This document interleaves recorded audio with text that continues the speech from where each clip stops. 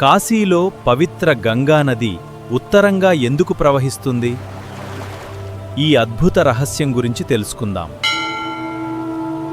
పురాణ విశ్వాసాల ప్రకారం కాశీని స్వయంగా పరమశివుడు తన త్రిశూలంపై ధరించాడని చెబుతారు. అందుకే ఈ నగరాన్ని శివుడి నగరం అని భక్తులు నమ్ముతారు. గంగా ఉత్తరం వైపు తిరిగే ఈ ప్రాంతాన్ని పవిత్రంగా భావిస్తూ ఇక్కడ గంగా స్నానం, పూజలు, దీపారాధనలు చేస్తే పుణ్యం లభిస్తుందని విశ్వాసం. పురాణ విశ్వాసాల ప్రకారం కాశీని స్వయంగా పరమశివుడు తన త్రిశూలంపై ధరించాడని చెబుతారు. అందుకే ఈ నగరాన్ని శివుడి నగరం అని భక్తులు నమ్ముతారు.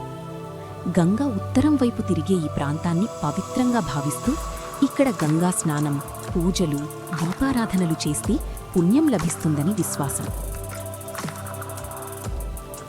గంగా తనంతట తానే దిశ మార్చుకుందా, లేక కాశీ భూభాగ నిర్మాణమే ఆ మార్గాన్ని నిర్ణయించిందా?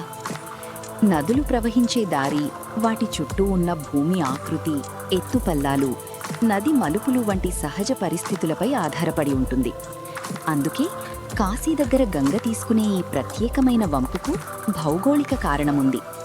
కానీ వేల సంవత్సరాలుగా ఈ దృశ్యాన్ని చూసిన భక్తులు దీనిలో ఒక దైవిక అర్థాన్ని కూడా చూశారు. వారి నమ్మకంలో శివుడి నగరమైన కాశీని గంగాదేవి స్వయంగా దర్శించడానికి వచ్చినట్టుగా భావిస్తారు. సాయి అందుకే కాశీఘాట్లపై గంగను చూస్తే అది కేవలం ఒక నది కనిపించడం కాదు.